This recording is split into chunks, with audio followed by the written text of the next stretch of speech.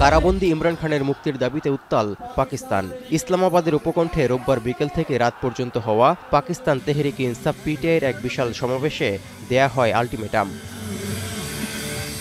সর্বোচ্চ 2 সপ্তাহের মধ্যে দেশটির সাবেক এই প্রধানমন্ত্রীকে মুক্তি না দিলে সরকার বিরোধী আন্দোলনের হুঁশিয়ারিও দেন দলটির শীর্ষ নেতারা।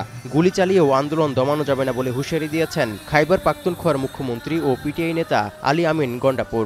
1 সপ্তাহের মধ্যেই 50,000 ইমরান সমর্থক নিয়ে খাইবার পাখতুনখোয়া থেকে পাঞ্জাবের উদ্দেশ্যে রওনা হবেন বলেও আলটিমেটাম দিয়েছেন তিনি।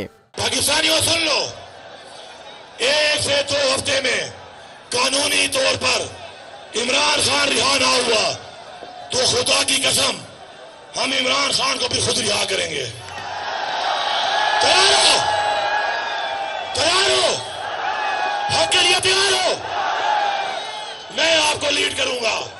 ইমরান খান কারাবন্দী থাকায় দলটির ভারপ্রাপ্ত চেয়ারম্যান গহর আলী খান বলেন, জাতি ইমরান খানের মুক্তির জন্য অপেক্ষা করছেন।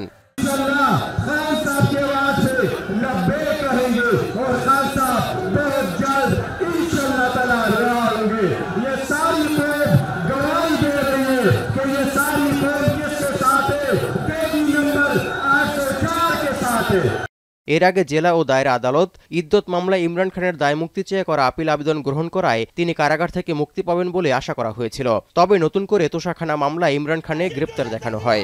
গত বছরের আগস্টে গ্রেপ্তারের পর একের পর এক মামলা দিয়ে কারাবন্দী রাখা হয়েছে ইমরান খানকে। তৌহিদুর রহমান, এখন বিশ্ব।